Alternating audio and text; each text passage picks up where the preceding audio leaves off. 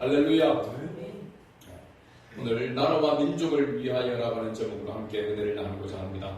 그래서 오늘 6월이 시작되어지는데 6월은 호국 보훈의 달이라고 이렇게 이야기합니다. 특히 우리 광고 시간에도 말씀을 드렸지만은 이번 화요일날 6월 3일날 우리나라의 아주 중요한 대통령 지도자를 세우는 선거를 치르고 있는 가운데 있습니다. 이미 사전투표를 했고 본투표가 남아있는 가운데 있습니다. 광고 때도 말씀드렸지만 우리 그리스도인들은 나라와 민족을 위해서 기도하지 않을 수 없는 그러한 존재인 줄로 믿습니다. 나라와 민족을 위해서 항상 기도하고 더군다나 하나님을 거역하지 아니하고 백성을, 국민을 사랑하고 진심으로 섬길 수 있는 그런 좋은 지도자가 세워지도록 기도해야 될 책임과 의무가 오늘 저와 여러분들에게도 있는 줄로 믿습니다. 그래서 늘 우리가 나라와 민족을 위해서 기도하지만 특히 이 6월 달에는 나라와 민족을 위해서 더더욱 기도해야 되고 특히 또한 중요한 지도자를 세우는 그러한 가운데 있기 때문에 특별히 기도하는 그러한 한 날이 되어야 될 줄로 믿습니다. 우리가 나라와 민족을 위해서 기도해야 될 그런 중요한 것 가운데 하나가 뭐냐면 종교의 자유를 위한 자유민주주의의 이 체제를 위해서 기도해야 될 줄로 믿습니다. 또한 선교의 자유가 있는 그런 나라가 될 수 있도록 또 그런 나라가 되도록 지키는 것이 우리의 사명인 줄로 믿습니다. 저는 하나님의 나라를 위해서 기도하지만 우리 나라를 위해서 특별히 긍휼히 여겨달라고 기도를 이렇게 합니다. 반드시 또한 하나님께서 긍휼히 여겨주실 것을 확신합니다. 왜냐하면 그 이유는 지금 OECD 국가들 가운데서도 유일하게 동성결혼, 동성애 이 차별금지법의 법이 통과되지 않은 유일한 나라가 우리나라이기 때문에 그렇습니다. 왜 이렇게 하나님께서 이걸 지킬 수 있도록 지금까지 이렇게 은혜를 베푸시는가, 또 앞으로도 그렇게 은혜를 베푸실 것이라고 확신합니다. 왜냐하면 지난주 말씀을 드렸지만은 인구 비례에 따라서 가장 많은 선교사를 파송하고 있는 나라가 우리나라입니다. 전체적으로 숫자로 따지자면 가장 많은 선교사를 파송하는 나라가 미국이지만 인구 숫자에 비례해서 보면은 우리나라가 가장 많은 선교사를 파송하고 있기 때문입니다. 선교사를 파송하려고 하면은 이 진리를, 이 복음을 바르게 선포하고 증거하려고 하면은 하나님의 은혜가 필요한 것입니다. 하나님이 함께 해주셔야만 되는 거죠. 그러나 하나님이 가장 싫어하는, 하나님께서 반드시 심판하는 이러한 죄악을 범하는, 이러한 죄악을 범할 수 있는 법이 통과되어지고 그것을 실행하게 되어진다면은 우리가 어찌 이 마지막 시대에 하나님께서 우리나라에 또 한국 교회에 주신 이 사명을 제대로 감당할 수 있겠느냐 말이죠. 그래서 하나님께서는 반드시 우리로 하여금 이 일을 위해서 기도하게 하고 또 이 일을 위해서 하나님께서 좋은 지도자를 세우실 것이라고 이렇게 믿습니다. 혹시라도 그렇지 못하고 좋지 못한 하나님을 거역하는 그런 지도자가 세워지고 그래서 이 동성애 이 차별금지법에 대하여서 통과시키거나 이렇게 할 때는 정말로 우리가 사생결단하면서 기도하고 그것을 결사적으로 막아내야 될 그런 책임이 교회와 우리에게 있는 줄로 믿습니다. 오늘 우리가 이 나라와 민족을 생각하면서 묵상해야 될 그 말씀을 우리가 볼 때에 느헤미야 이 1장의 말씀을 보면서 느헤미야가 나라와 민족을 위해서 어떤 태도와 자세, 어떤 마음을 가졌는가라고 하는 것을 살펴보면서 우리도 이 나라와 민족을 위해서 이 느헤미야와 같은 그런 태도와 자세, 그런 마음을 가져야 된다라고 하는 그런 마음에서 오늘 이 말씀을 함께 나눕니다. 먼저 본문 말씀의 배경을 잠시 살펴보면 느헤미야는 유다인입니다. 유다인. 이 유다인이라고 이야기하고 있는 것은 이스라엘이 분단되어서 북이스라엘과 남유다로 이렇게 분단된 그런 가운데 있었는데 북이스라엘은 주전 722년에 아수르 제국에 의해서 먼저 멸망을 당했습니다. 그 이후에 유다, 남유다, 그래도 혼족되지 않는 이 순수한 유다의 혈통을 가지고 있는 이 남유다가 남아있었는데 이 남유다도 주전 586년에 바로 바벨론에 의해서 멸망을 당하게 됩니다. 바벨론에 의해서 멸망을 당해서 바벨론의 포로로 끌려가게 되는데 수많은 청절머니들이 그리고 고관들이 바벨론의 포로로 끌려가게 됩니다. 이 남유다가 바벨론의 포로로 있는 동안에 바벨론 제국이 메대와 바사에 의해서 멸망을 당하게 되어집니다. 메대와 바사는 우리가 잘 아듯이 페르시아를 말하고 있습니다. 페르시아 제국이 세워지게 되어지고 바벨론이 멸망을 하게 됩니다. 남유다는 바벨론이 멸망하였음에도 불구하고 그 포로에서 해방되지 못하고 여전히 포로로 있었던 것입니다. 페르시아의 이제 제국의 포로가 된 것이죠. 그런 가운데 수많은 젊은이들, 많은 사람들이 끌려간 가운데, 포로로 끌려간 가운데 이 느헤미야도 여기에 속해 있었던 것입니다. 오늘 말씀 1장을 쭉 다 읽어보면 마지막 1장, 마지막 부분에 가서 보면은 이 느헤미야가 이 대제국, 바로 페르시아 제국의 왕의 술관원이 되는 이 직함을 가지게 됩니다. 관직을 얻게 되는 것이죠. 그래서 오늘 본문에 등장하는 아닥사스다 왕은 바벨론 왕이 아니고 페르시아 왕인 것입니다. 이 아닥사스다 왕이 즉위한 지 20년이 되었을 때에 기스르르이라고 말하고 있는데 이건 태양력으로 보면은 11월 중순에서 12월 중순의 사이를 말하고 있는 것을 봅니다.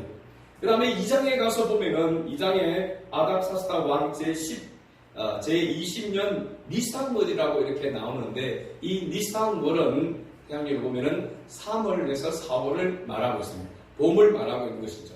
왜 이것을 이야기하고 있느냐면 당시 페르시아 제국의 왕이 통치할 때에 그 통치하는 왕궁이 이름이 수상궁입니다. 수상궁이라는 왕궁인데 그러나 겨울에는 이 수상궁에서 통치를 하지 않았습니다. 겨울에는 어디로 가게 되냐면 결국은 따뜻한 바벨론으로 가게 되어졌고 또 여름이 되면은 바로 메대의 앙메다라고 하는 곳에 거기에서 지내면서 통치를 한 것입니다. 그리고 니산월 3월, 4월 봄이 되어지게 되면 다시 이 페르시아 왕은 수상궁으로 와서 통치를 하게 되는 것이죠. 이런 때에 오늘 느헤미야가 이 수상궁에 머물러 있을 때에 거기서 포로로서 수종들은 가운데 있을 때에 자기 형제 가운데 한 사람, 바로 하난이라고 하는 사람이 두어 사람과 함께 유다에서 이 수상궁, 바로 느헤미야가 있는 이곳으로 찾아왔다라고 이렇게 말하고 있습니다.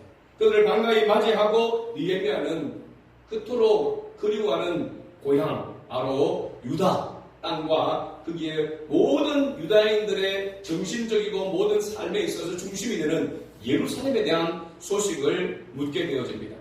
그래서 느헤미야가 바로 이들에게 예루살렘에 대한 소식을 묻게 될 때에 3절에 그들이 느헤미야에게 이렇게 대답합니다. 3절을 우리 같이 읽어봅니다. 그들이 내게 이르되 사로잡힘을 면하고 남아있는 자들이 그 지방 거기에서 큰 환난을 당하고 능력을 받으며 예루살렘 성은 허물어지고 성문들은 불탔다 하는지라.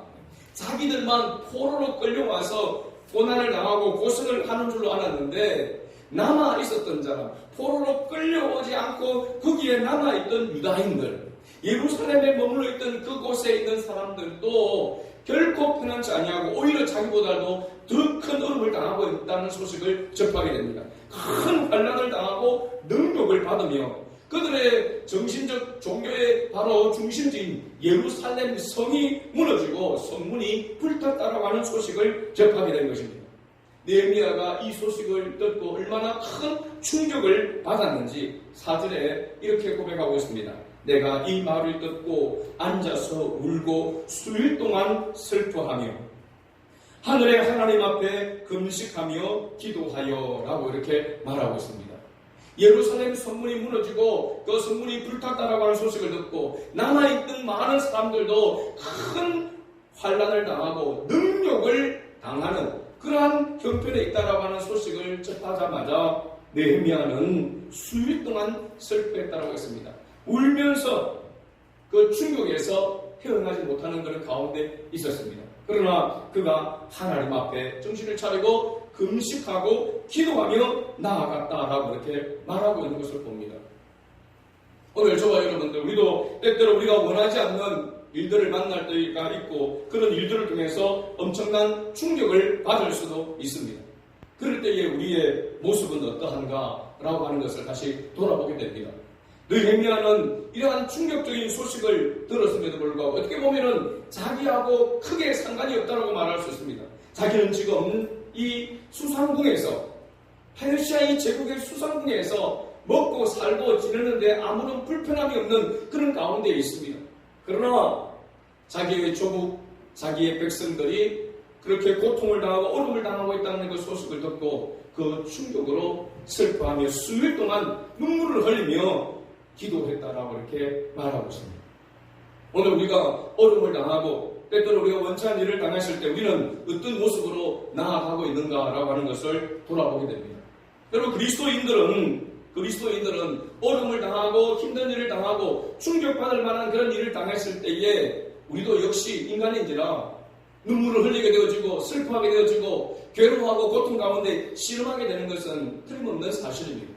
어느 누구도 아무리 믿음이 좋다고 하더라도 아무렇지도 않고 그 모든 그런 충격과 그런 어려움 앞에서도 아무렇지도 않고 지내는 사람은 정말 없을 것입니다. 아무도. 누구나 할 것 없이 마음이 흔들리게 되어지게 되고 괴로워하게 되고 고통하게 되는 것은 인지상정입니다. 느헤미야도 마찬가지였습니다. 그러나 계속해서 그 자리에 머물러 있지 않았다라고 하는 사실입니다. 이 모든 것에 있어서의 해결자 되시는 분이 바로 하나님이시라고 하는 사실, 하나님이 살아계시다라고 하는 사실 때문에 그가 다시 일어나서 하나님 앞에 금식하며 기도하며 나아갔다라고 하는 사실입니다. 사랑하는 성도 여러분, 만물을 주관하시는 분이 하나님이신 줄로 믿습니다. 그렇기에 우리도 때때로 원치 않은 그런 일들을 당하고 어려움을 당할 때에 내가 해결할 수 없는 그런 일들을 당하게 될 때에 우리가 어떤 태도를 가져야 되는가, 이 느헤미야를 통해서 배우게 되는 것이죠. 우리가 그 모든 가운데서 슬퍼하고 낙심하게 되지만은 계속해서 그 자리에 머물 수 없는 것은 하나님이 나와 함께 하고 있기 때문인 줄로 믿습니다. 그리스도인들은 가만히 그 가운데 계속해서 낙심의 자리에 머물 수가 없습니다. 왜냐하면 하나님의 영이 함께하고 있기 때문에 그렇습니다. 성령께서 다시 일어날 수 있는, 다시 하나님께로 나아갈 수 있도록 강력하게 우리 안에서 역사하는 역사가 반드시 일어나기 때문에 그렇습니다.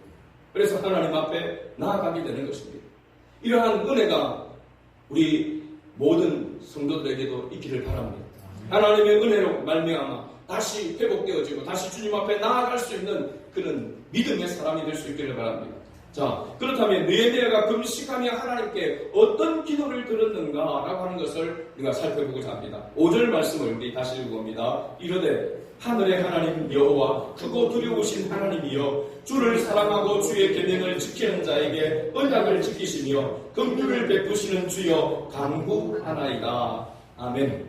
여기에 보면 느헤미야가 하나님 앞에 금식하며 기도하며 나아갈 때에 그 하나님, 자기가 간구하고 기도하는 그 하나님, 그 믿음의 대상인 하나님이 어떤 분이신지에 대해서 이 느헤미야는 분명하게 고백하고 있는 것을 봅니다.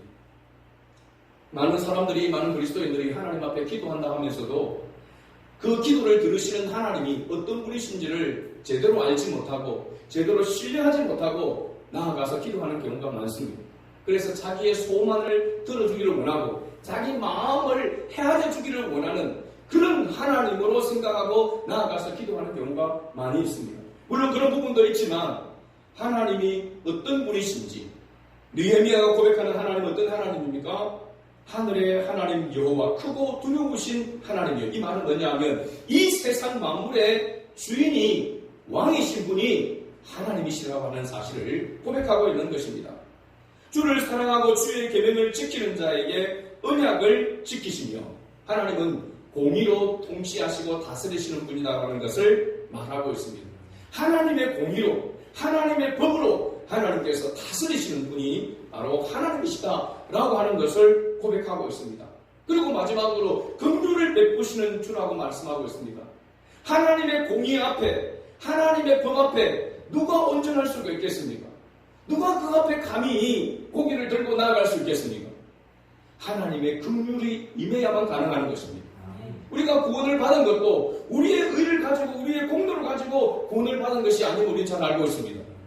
하나님의 자비와 긍휼하심으로 말미암아, 하나님의 자비와 긍휼하심으로 말미암아 우리가 허물과 죄악으로 심판을 받아 멸망을 받아야 될 그러한 존재임에도 불구하고 하나님의 그 자비와 긍휼하심으로 우리가 하나님의 자녀가 되어지고 하나님의 은혜 속에 살아가는 줄로 믿습니다. 바로 느헤미야는 이와 같은 하나님을 고백했습니다. 이 세상 만물의 주인이 하나님이십니다. 하나님은 이 세상의 만물을 하나님의 법으로 하나님의 공의로 다스리시는 분입니다. 그러나 그 하나님은 긍휼을 또한 베푸시는 하나님이심을 믿습니다. 라고 하면서 그 하나님 앞에 간구하는 것을 봅니다. 이렇게 하나님 앞에 간구하면서 느헤미야의 그 간구하는 기도의 내용이 바로 6절과 7절에 나오고 있는 것을 봅니다.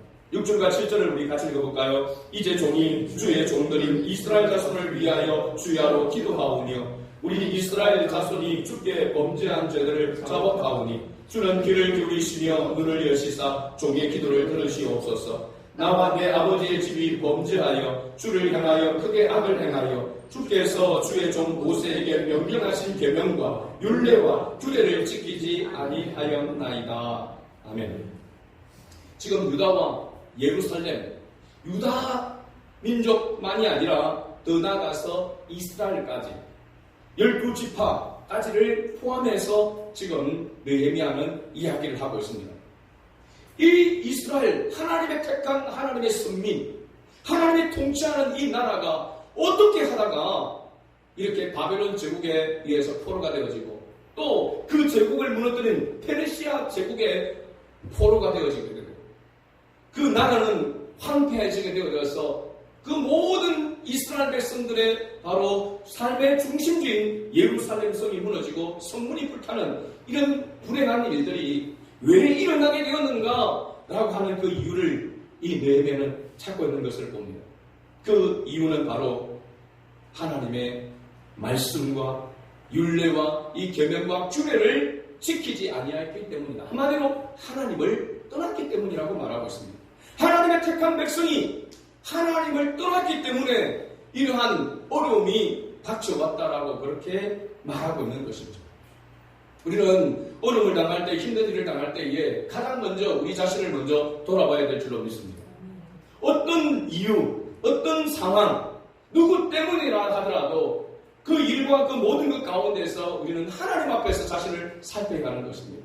내가 하나님 앞에서, 하나님과의 관계 속에서 내가 뭐가 잘못된 것이 없는가, 내 자신을 돌아보는 죄악에 대하여서 회개가 먼저 일어나야 한다라고 하는 것을 알 수 있습니다. 여러분, 느헤미야가 뭘 그렇게 잘못했겠습니까? 그죠?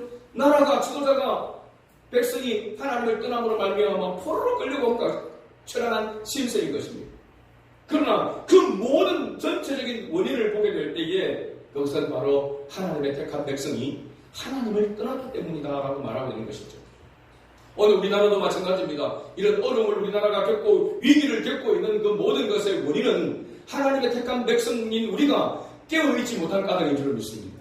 하나님을 바르게 섬기지 못한 까닭인 줄 믿습니다. 교회가 교회의 모습으로 바로 서지 못한 까닭의 그 원인이 있다라고 하는 것을 우리는 먼저 자각해야 될 줄로 믿습니다. 여러분, 누구 한 사람, 누구 어떤 당에, 누구 어떤 것에 의해서 이렇게 되어지는 것이 아니라 우리가 하나님 앞에 겸비하여 하나님을 바로 섬기지 못한 죄악 때문에 이와 같은 불행한 일이 닥쳐오고 있는다라고 볼 수 있는 것이죠. 그것을 깨달아야 하는 것입니다. 그렇게 알고 하나님 앞에 기도하고 먼저 회개해야 하는 것이죠. 나라와 민족을 생각할 때 우리는 우리 자신을 돌아보면서 내가 나라와 민족을 위해서도 기도하지 못하고 내가 그리스도인으로서의 삶을 바르게 살지 못한 그 죄로 말미암아 이렇게 어려움을 겪고 있다라고 하는 것을 깨닫는 것이 우리 그리스도인의 먼저 선행되어야 될 자세인 줄로 믿습니다. 누구 때문이 아니라 어느 당 때문이 아니라 그 어떤 일 때문이 아니라 그것을 핑계하지 말고 하나님 앞에서 자신을 먼저 살피는 그런 은혜가 있어야 될 줄로 믿습니다. 그리고 느헤미야는 이전에 모세를 통하여 말씀하신 하나님의 말씀을 생각하며 하나님 앞에 간구하며, 제가 늘 기도하잖아요. 하나님의 앞에 기도하는 그 기도는 말씀을 붙드는 기도여야 합니다. 말씀에 근거한 기도여야 합니다. 그래서 말씀이 없는 기도는 가증하다라고 했습니다. 하나님의 말씀을 많이 암송하고 하나님의 말씀을 가까이 해야 될 그 이유 중에 하나가 뭐냐 하면 우리가 하나님 앞에 제대로 기도하기 위함 때문입니다. 말씀이 없으면 말씀에 근거하여 기도할 수 없습니다. 하나님은 하나님의 말씀의 약속대로 응답하시는 하나님이신 줄 믿습니다. 그러기에 말씀이 없다라고 하는 것은 자기 욕망과 자기 욕심과 자기 소원 성취를 위해서 기도하는 기도가 되는 것이죠. 그런 기도는 예수 믿지 않는 사람들이 얼마든지 바위 앞에서 나무 앞에서 그들이 만들어 놓은 신 앞에서 하는 기도인 것입니다. 하나님은 그런 기도를 우리에게 하라고 말씀하지 않았습니다. 하나님의 약속에 말씀을 붙들고 기도하기를 하나님은 원하시는 것입니다. 자, 8절과 9절 말씀을 보면은 이 느헤미야가 어떻게 무엇을 근거하여 하나님 앞에 간구하는지가 나와 있습니다. 같이 읽어봅니다. 옛적에 주께서 주의 종 모세에게 명령하여 이르시되 만일 너희가 범죄하면 내가 너희를 여러 나라 가운데에 흩을 것이요 만일 내게로 돌아와 내 계명을 지켜 행하면 너희 쫓긴 자가 하늘 끝에 있을지라도 내가 거기서부터 그들을 모아 내 이름을 두르고 택한 곳에 돌아오게 하리라 하신 말씀을 이제 청하건대 기억하옵소서. 아멘. 느헤미야의 기도는 그렇습니다. 하나님께서 모세를 통하여 이스라엘 백성들에게 주신 계명이 있습니다. 율법이 있습니다. 그 율법의 말씀에 이 율법을 따라서 행하고 지키게 되면 하나님께서 반드시 함께 하시고 하나님께서 보호하시고 지키시겠지만 이 율법의 말씀을 떠나게 되어지면 하나님께서 흩으시겠다고 했습니다. 지금 바벨론의 포로로 페르시아의 포로로 끌려간 것은 그들이 하나님을 계명해서 떠났기 때문임을 알 수 있습니다. 그래서 하나님께서 흩으신 것입니다. 그러나 다시 그 계명을 깨닫고 그 계명을 붙들고 계명을 말씀에 순종하고 돌아오기만 하면 하나님께서 어느 곳에 있든지 아무리 멀리 있고 아무리 어둠 가운데 있더라도 거기에서 끌어내어서 다시 이 예루살렘으로 다시 돌아오도록 하시겠다라고 그렇게 말씀한 이 약속의 말씀에 근거해서 청하건대 이 말씀을 기억하옵소서. 이 약속의 말씀을 하나님 기억하셔서 다시 긍휼을 베풀어 달라고 하는 그러한 기도가 여기에 있는 것입니다. 하나님은 하나님의 택한 백성들에게 사랑의 매를 되는 것을 우리가 봅니다. 우리도 사랑하는 자녀에게 사랑하는 자녀가 자기 마음대로 살아가도록 그렇게 내버려 두지 않습니다. 진정한 부모라면, 진정으로 자녀를 사랑한다는 부모라면 자녀가 어긋난 길 갈 때에 나무라게 되어지게 되고 또 때로는 매를 들게 되어집니다. 그것은 사랑을 전제한 매를 내는 것입니다. 징계를 하는 것입니다. 하나님께서 이스라엘 백성들에게 채찍을 때리시고 징계하시고 포로로 끌려가고 수많은 그런 어려움을 당하게 하신 그 모든 것은 하나님의 사랑에 전제해서 그렇게 하나님 만드신 것입니다. 그렇게 해서라도 돌아오도록 하기 위한 하나님의 사랑에 매라가는 사실입니다. 느헤미야는 이런 하나님에 대해서 알고 있고 깨닫고 있었기 때문에 하나님의 약속에 말씀을 근거로 해서 하나님 앞에 간구하는 것입니다. 오늘 주와 여러분들이 하나님 앞에 기도하는 기도가 이와 같아야 될 줄로 믿습니다. 하나님의 말씀을 떠나게 될 때에 하나님이 징계하시지만 하나님의 말씀대로 다시 돌아오게 되면 하나님께서 은혜를 베풀어 주신 줄로 믿습니다. 그래서 우리 그리스도인에게 있어서 가장 중요한 믿음은 말씀을 붙드는 것인 줄로 믿습니다. 그래서 다음 주부터 우리가 다시 쉬고 있던 성경 요절 말씀을 다시 외우고자 합니다. 그래서 추수감사절에 다시 한번 시험을 볼까 생각하고 있습니다. 그래서 다음 주부터 우리가 성경 요절 말씀을 제가 예배 설교 전에 할 때에 모두가 다 같이 함께 외우고 함께 그 말씀을 외우고 나중에 시험을 칠 때에 이번에는 모두가 시험을 잘 칠 수 있는 그런 은혜가 있기를 바랍니다. 자, 느헤미야는 하나님께서 자신이 간구하는 그 기도를 들으시고 오늘 종이 형통하여 이 사람들 앞에서 은혜를 입게 하옵소서라고 그렇게 오늘 11절 마지막 부분에 그렇게 기도하였습니다.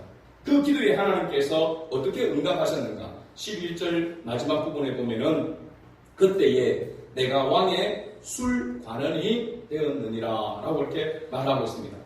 지금까지 수성궁에서 포로로서 수종들은 노예 생활을 하고 있었던 것입니다.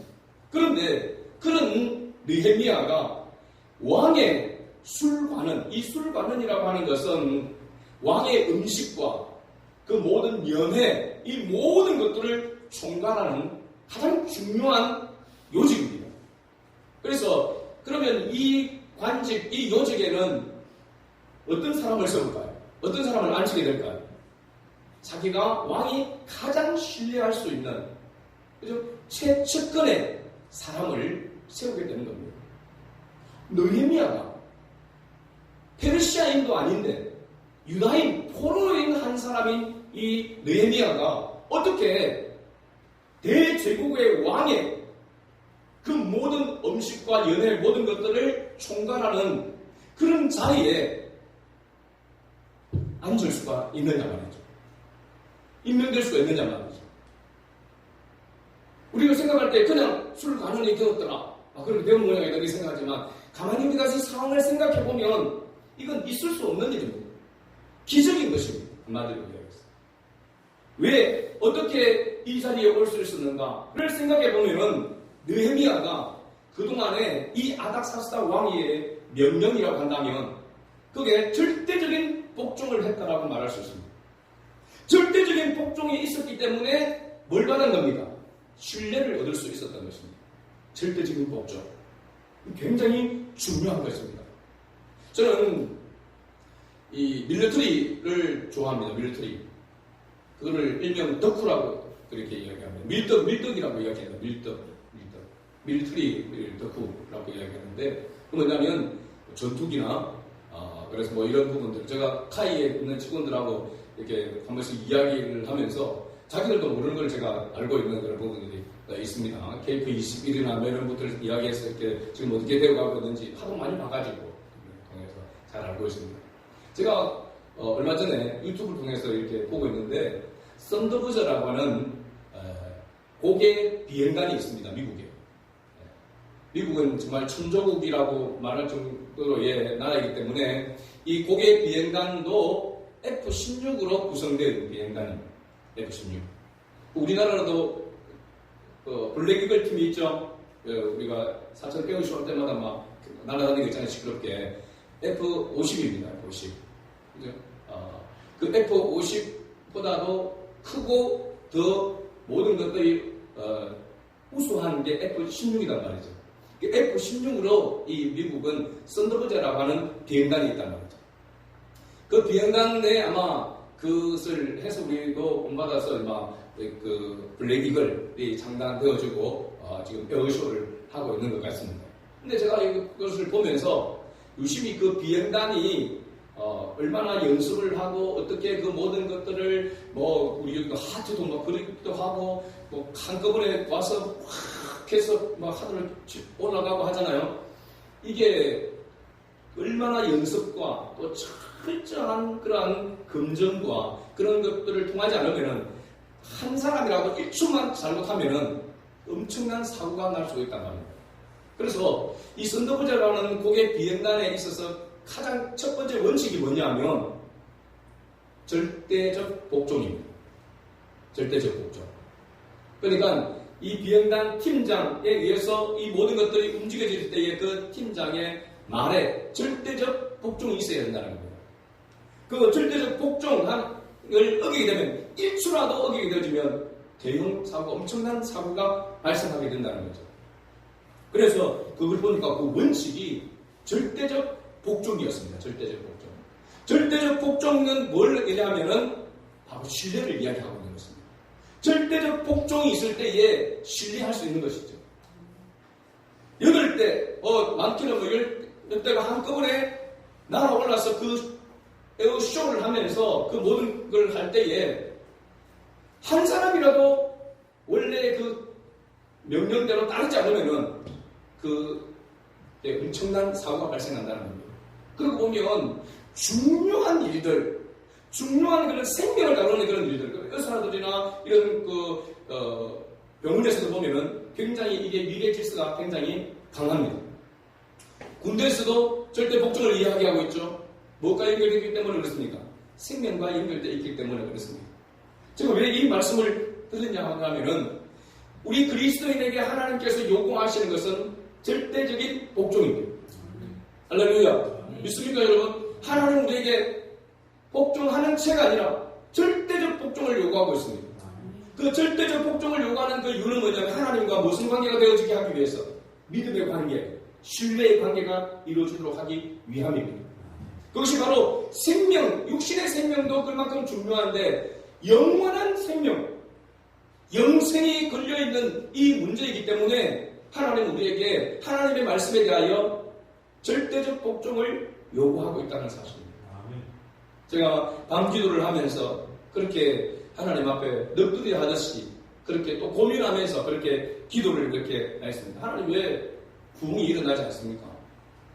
왜 교회가 이런 아직까지 그렇게 나약한 모습 가운데 이런 모습 가운데 있습니까?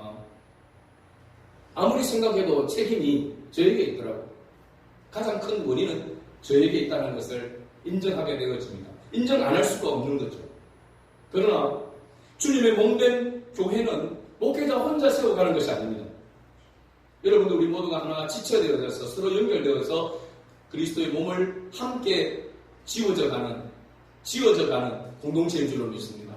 그러기에 목회자가 가장 중요하지만 여러분 한 사람 한 사람도 너무나도 중요한 것입니다. 그래서 하나님 앞에 기도하며 나아갈 때에 하나님의 긍휼하심이 나에게 그리고 우리 성원의 가족들, 지체들에게 임하기를 원합니다. 라고 그렇게 기도합니다. 하나님 긍휼을 베풀어 주옵소서.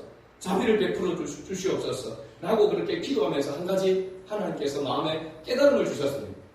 부흥할 수 있는 깨달음. 뭘까요? 부흥은 멀리 있지 않다는 것입니다. 부흥은 결코 멀리 있는 것이 아니고 부흥은 어느 때에 일어나는가라고 하는 것입니다. 이 원리대로 나아가면 반드시 부흥한다라고 하는 것을 말해주고 있는 것입니다. 이미 우리는 그것을 경험한 적이 있습니다. 그게 뭐냐면 하나됨입니다. 한마음 한뜻으로 모이는 것입니다. 숫자에 많고 적음에 있지 않습니다. 한마음으로 한뜻으로 모이게 되어져서 함께 그게 하게 되면 그게 하나님의 역사하십니다. 우리가 교회를 건축하는 그 가운데서 그때도 지금처럼 10명 남짓 어른들은 12명 또 채되지 않았습니다.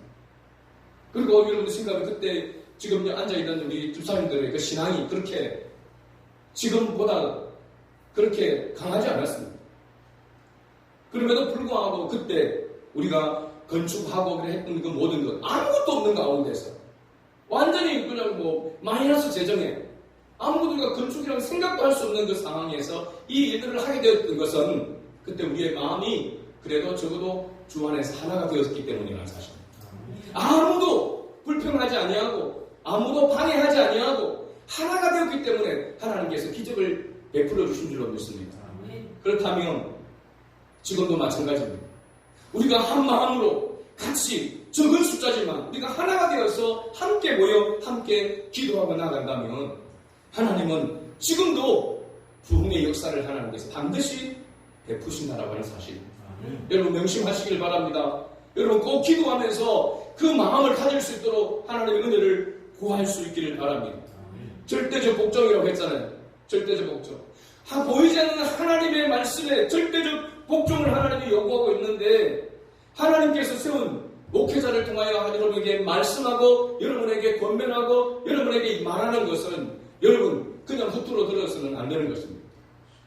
여러분들이 제 말에 하나님께서 주시는 말씀인 줄 알고 절대적 복종이 일어난다면 하나님은 반드시 부흥의 기적의 역사를 베푸실 줄로 믿습니다. 그런 하나님이십니다. 그렇게 긍휼을 베푸시는 하나님이신 것이죠. 그러기에 느헤미야가 하나님 앞에 기도한 것입니다. 하나님의 긍휼을 구한 것입니다. 다시 하나님의 말씀대로 돌아오고 하나님의 뜻 안에서 한마음 한뜻 되어 나아가게 되어지면 하나님께서 흩어진 그들을 다시 끌어 모으실 것이고 참된 또한 부흥이 일어나게 될 것이다 하는 것을 확신하고 있는 것을 봅니다. 오늘 저와 여러분들에게도 이러한 은혜가 있기를 원합니다. 여러분 여러 가지 이런 모양으로 지금 나라는 불안한 상태 가운데 있고 가정들도 어렵고 그렇죠? 여러 가지로 미약하고 어려운 그런 가운데 있습니다. 누가 이 일을 해결하고 누가 이 일을 다시 일으켜 세울 수 있습니까? 누가 경제를 다시 살리고 누가 나라를 안정되게 할 수 있습니까? 대통령이 누가 되어 뽑히면은 지금 자기가 그렇게 하겠다고 하는데 그 사람이 할 수 있을까요? 하나님의 은혜가 없으면 불가능합니다. 하나님께서 기적을 베푸지 않으면 불가능한 것입니다. 그래서 문제 해결은 한국 교회에 있는 것입니다. 오늘 우리에게 있는 것입니다. 우리가 하나님 앞에서 다시 겸비하여 주의 말씀 가운데 서서 그 말씀을 붙들고 다시 주님 앞에 긍휼을 구하고 나아가면 하나님은 하나님 때에 하나님의 방법으로 하나님께서 기적의 역사를 베풀어 주실 줄로 믿습니다.